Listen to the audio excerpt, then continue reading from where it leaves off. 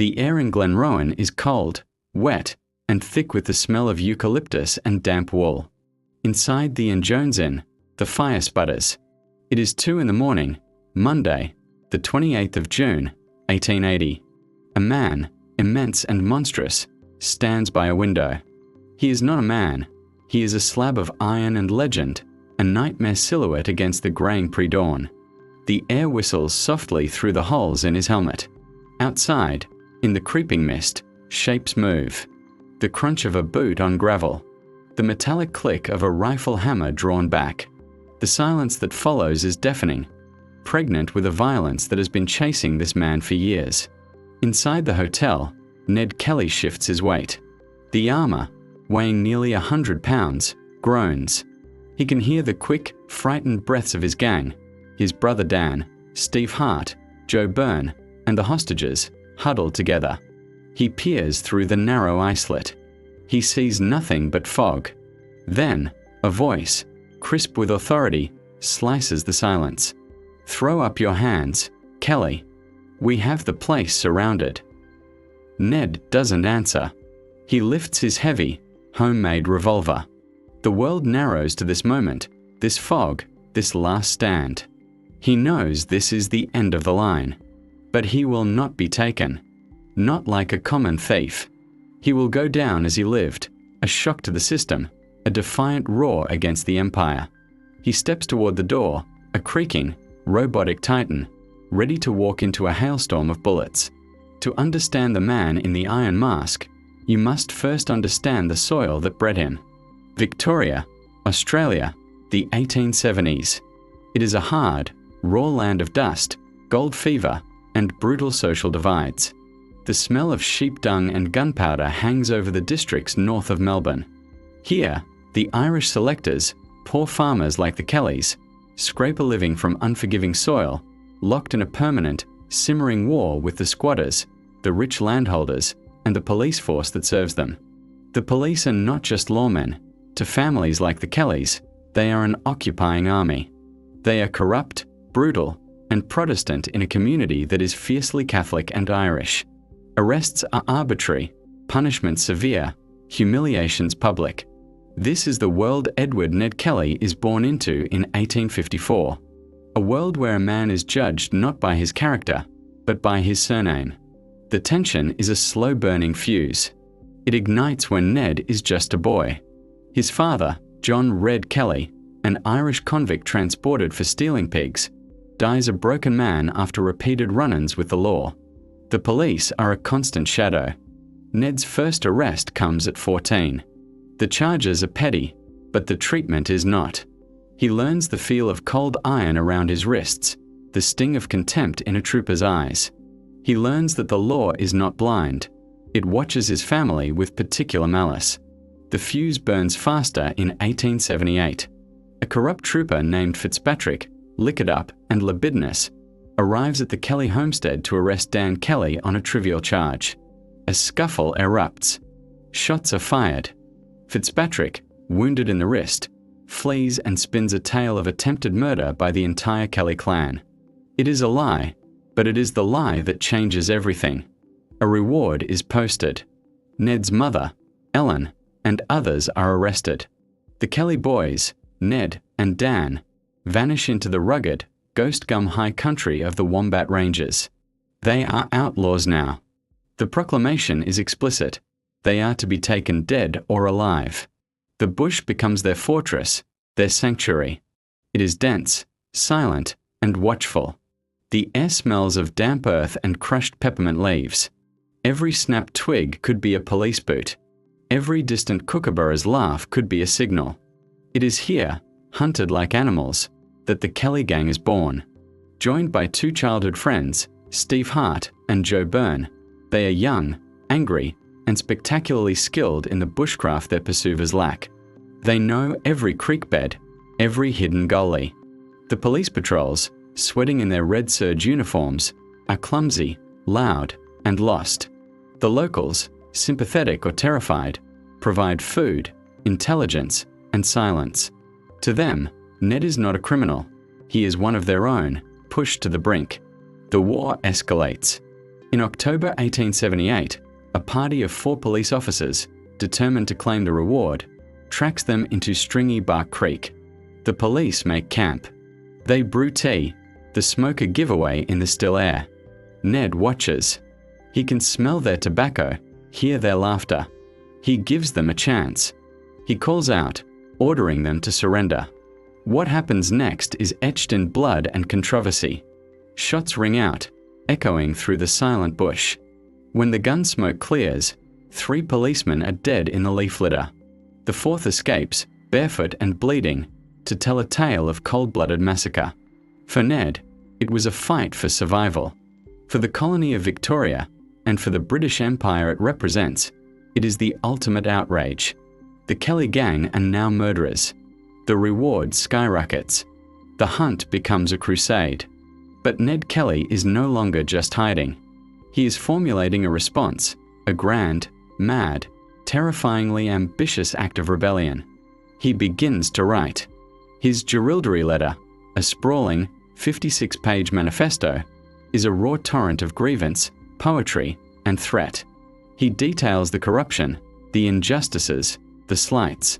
The prose is unpolished but powerful, a voice from the margins screaming to be heard. "I have been wronged," he writes, "and my mother and my brothers and sisters." He sends it to a politician, demanding publication. It is ignored by the authorities, but it circulates among the people as seditious scripture. The gang, fueled by this sense of righteous cause, becomes bolder. They raid towns. In Euroa, and later in Jerilderie, they take entire townships hostage with theatrical flair. They lock police in their own cells, drink with bank managers, and hold impromptu street sermons explaining their cause. At Jerilderie, Ned, dressed in a policeman's uniform taken as a spoil of war, reads excerpts of his letter to a captive audience in the Royal Hotel. The smell of stale beer and nervous sweat fills the room. People listen. Some are terrified. Some are secretly impressed. He burns the mortgage documents at the bank. To the poor selectors, it is a revolutionary act. The money they steal is secondary. This is about propaganda, about spectacle. They are performers on a stage of their own making, and the audience is a whole colony. With each raid, Ned's legend grows.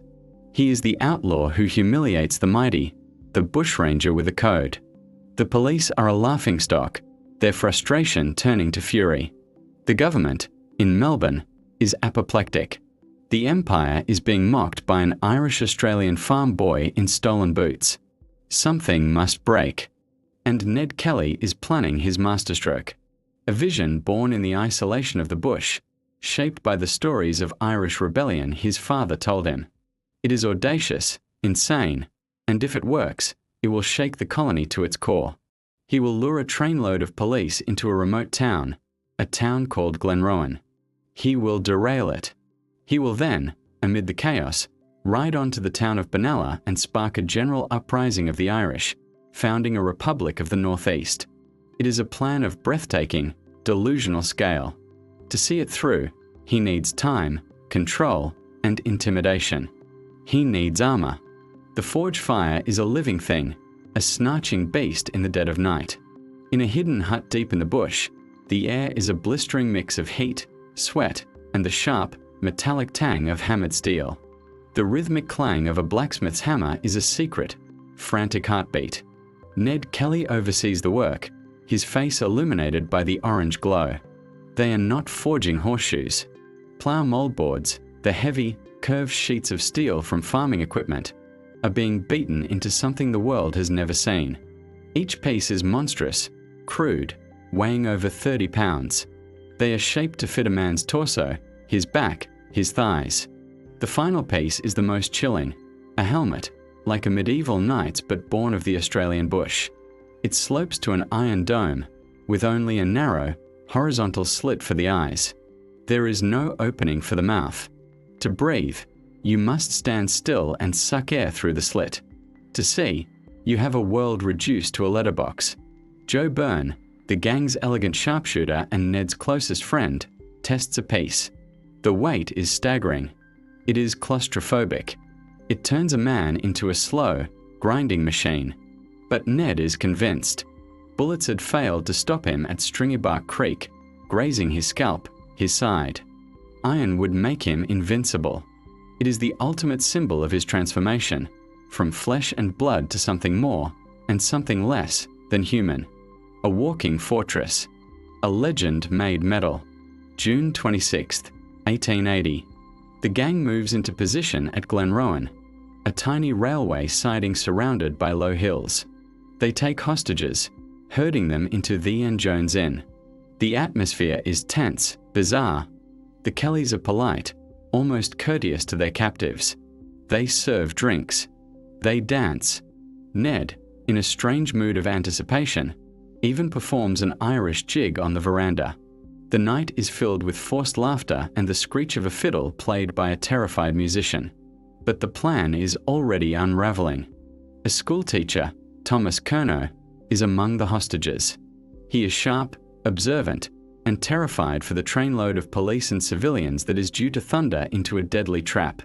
Ned, in a fatal moment of compassion or overconfidence, allows Curnow and his wife to leave, believing his story of a sick relative. It is a catastrophic mistake.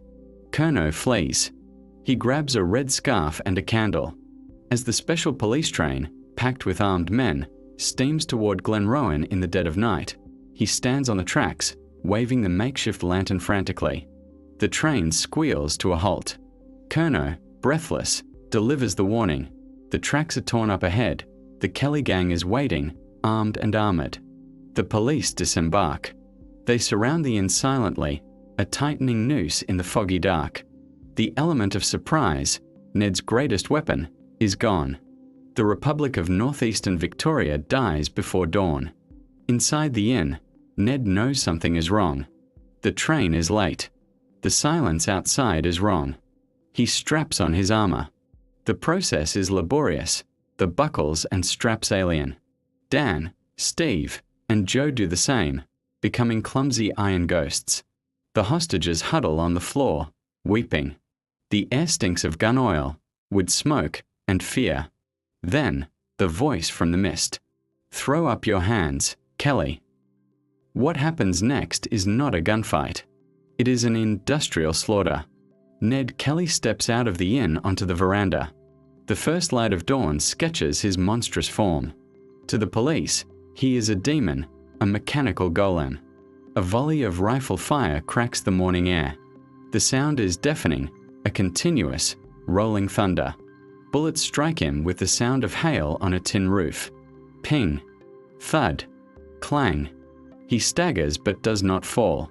He returns fire, the heavy revolver booming in his iron grip. He walks.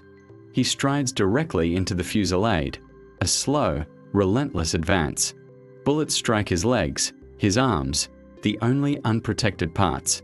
He feels the burns, the impacts. But the armor holds.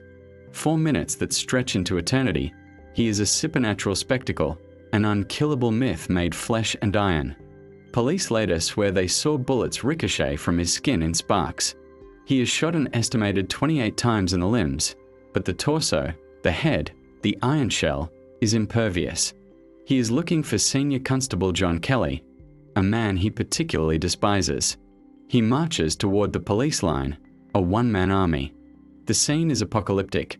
Gun smoke mixing with ground mist, the flashing orange of muzzle flares, the screams from the hotel, and at its center, this silent, unstoppable Iron Man.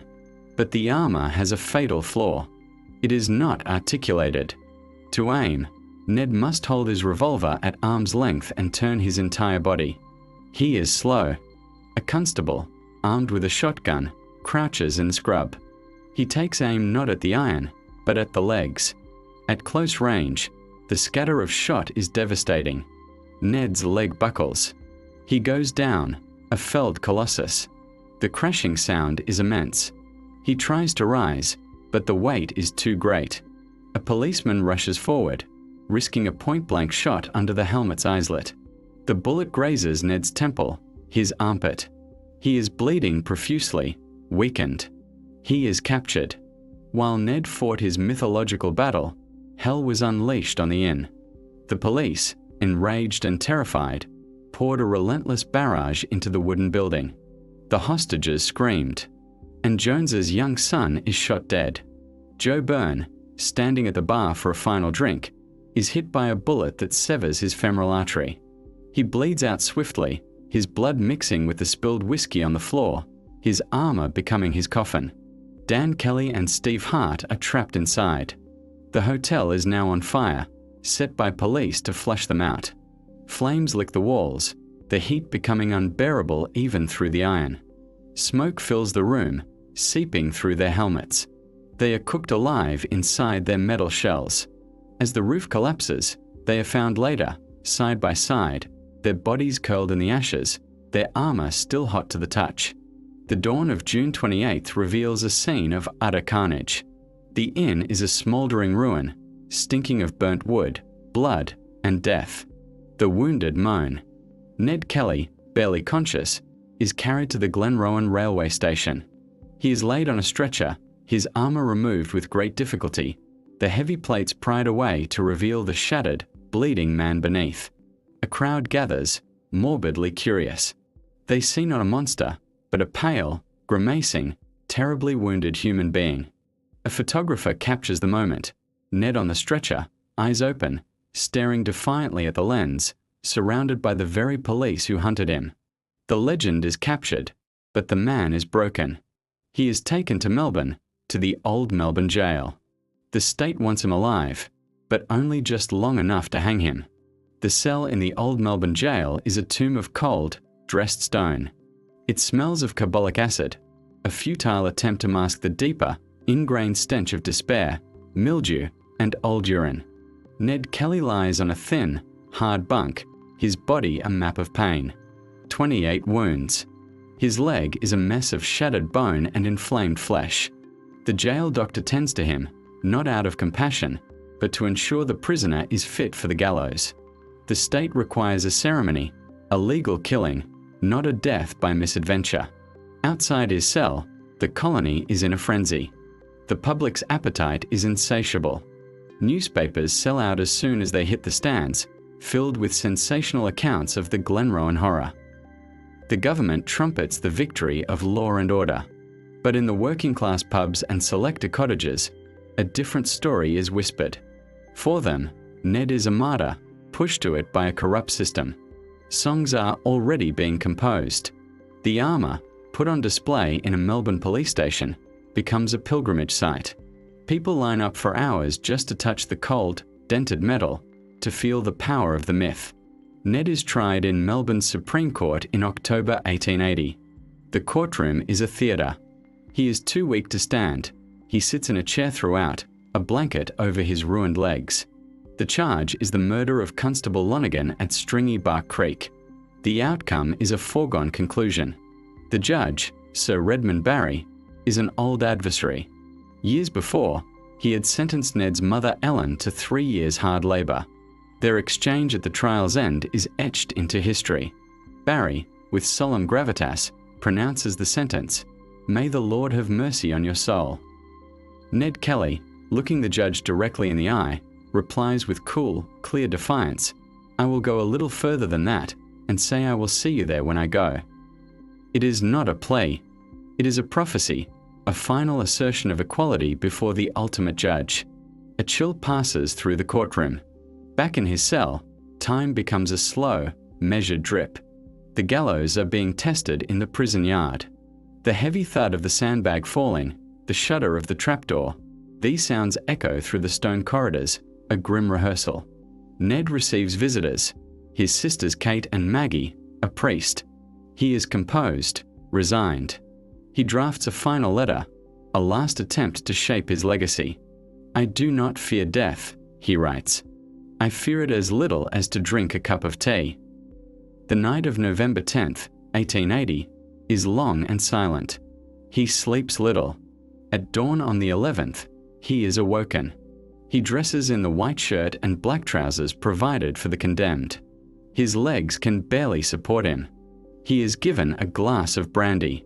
The smell of it, sharp and medicinal, mixes with the ever-present stone damp of the corridor. He is led the short distance to the gallows. The room is small, brick-lined, dominated by the wooden frame and the noose. About 30 official witnesses are present: journalists, police, warders. The air is thick with nervous sweat and the scent of fresh sawn timber from a scaffold. The executioner, a hooded figure, steps forward. The rope, coarse and heavy, is placed around Ned's neck, the pinch of the knot under his right ear. His last words are calm. Such is life. A hood is drawn over his head. The world goes dark. The clock ticks. The lever is pulled. The sound is not dramatic. A clunk, a rush of air, a sharp crack.